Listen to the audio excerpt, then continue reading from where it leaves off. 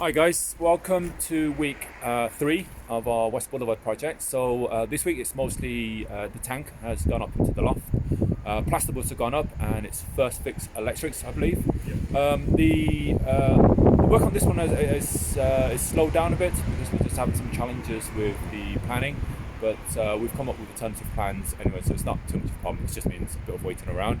Again, I'll get behind the camera and Ashley will do the talking. Thank you. So what I'm going to do today is the bulk of the work that we've done is actually on the first floor, so there's not actually much being done on the ground floor. So when we're talking about the stud walls being put up, plasterboard being put up, and first fix electrics, that's all upstairs. So we go straight upstairs.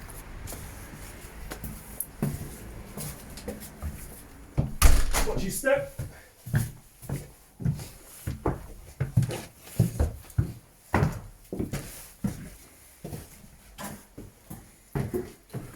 Okay, so this is going to be one bedroom, so one of our ensuite bedrooms.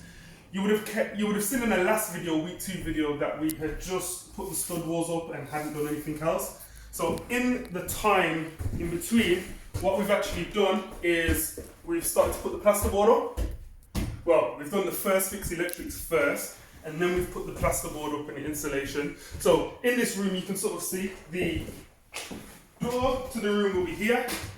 You step in.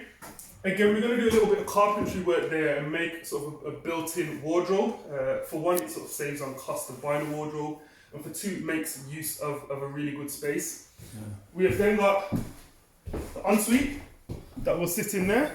So we have the shower on one side and toilet and basin sort of spread out. In this property, we are putting in, it is, as you've seen previously, it's a back to brick, so we've put in all brand new windows, which is our grey windows, which look really cool. So, as Tu mentioned, work has sort of slowed down on this project, but what we decided to do, again, to mitigate risk, to keep our sort of tradesmen working, is ultimately, no matter what happens with the ground floor and our basement, which I'll speak on a little bit later, we know that upstairs was always going to be 2 ensuite rooms. So it just made sense for us to start the work, get the first fix electrics done, get the plumbing done, and also get the plasterboard and get it skimmed. So ultimately, within a couple of weeks, these rooms are pretty much going to be finished. So, yeah. And these are really large rooms as well. They are huge rooms. Literally just 2 big massive rooms up here. Yeah. Just for 2 people, like, so a whole floor, just for 2 people. So if you imagine, we're going to have a bed probably coming out here that will end around about here.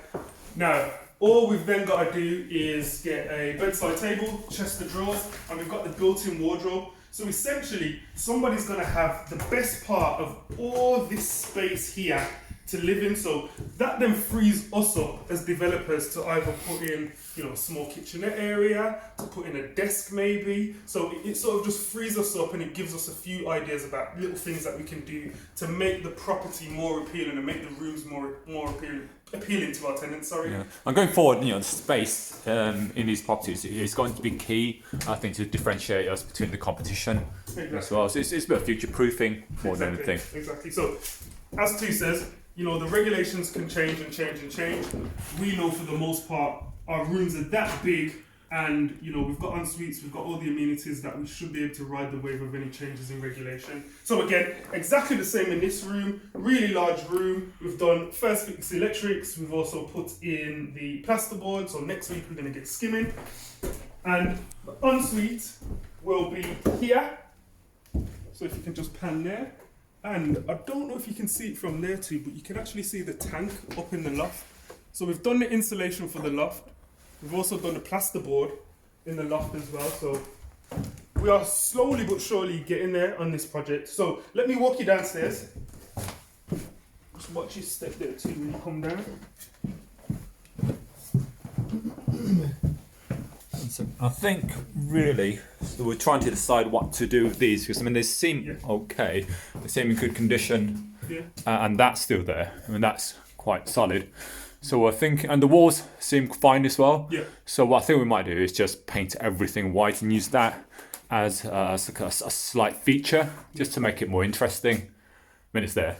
to not make it, yeah. So, in here, as previously discussed, we are going to have one ensuite bedroom towards the front of the house, another ensuite bedroom sort of towards this area where we will have a couple of skylights, and then out into our proposed extension, we will have the third bedroom on this floor, and that area that you're sort of standing into, if you spin it round a little bit, will be a sort of long galley kitchen diner. So we haven't done any work down here yet. Reason being, as you guys know from the last couple of videos, we are waiting for some decisions from the planning department, and also some information regarding permitted development, and also what we're going to be doing with our basement. Now, as you guys know, the whole planning process, the whole permitted development process, you have to really understand it. You have to seek advice if you need to. We are in the process of waiting for a decision. While in that process, we have engaged building control because, as you know, we're doing work upstairs, so you need to engage building control as soon as you actually start the strip out of the property. What building control have come back to me and said is that there's potentially a drain at the back, a 7 Trent drain. So let me walk you out and just give you a brief overview again, in case you forgot of what we're doing. So it is raining, so I won't spend long out here. So the plan is for our first floor extension to sort of come out to here, which is about 6 meters under permitted development. And what we were actually doing is we were going to dig a bit deeper and get another room in here on the basement level, which then will overlook that park over there. So we've got some pretty bold ideas, and we're hoping it's going to pay off. The information I've got from building control is actually that there is a 7 Trent drain running underneath the bottom. Now, I've spoke to 7 Trent, I've spoke to a couple of drainage companies, and what we actually need to do is get a survey to find out exactly where that drain is. That ultimately it will be one of the issues that we're going to come against when building that basement level. So in terms of, let's get back inside. In terms of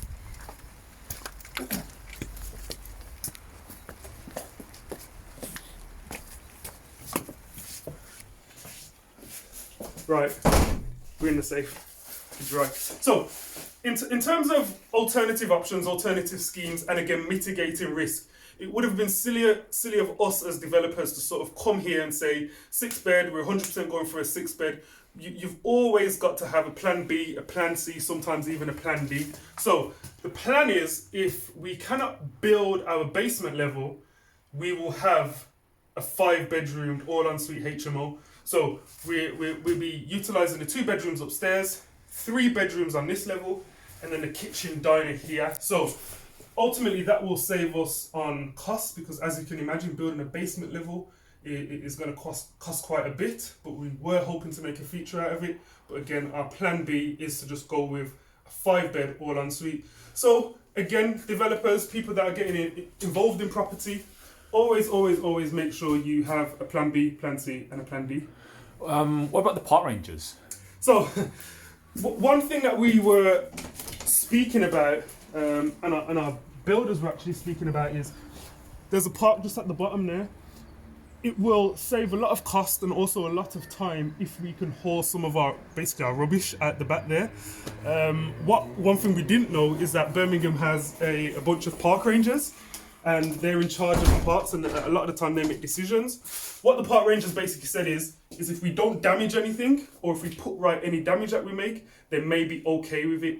The weather at the moment is a bit iffy, so it would cause some damage now, so we do need to speak to the park ranger closer to time. Brilliant. Okay. Well, hopefully that's been helpful, and we'll see you guys on the next one. Cheers.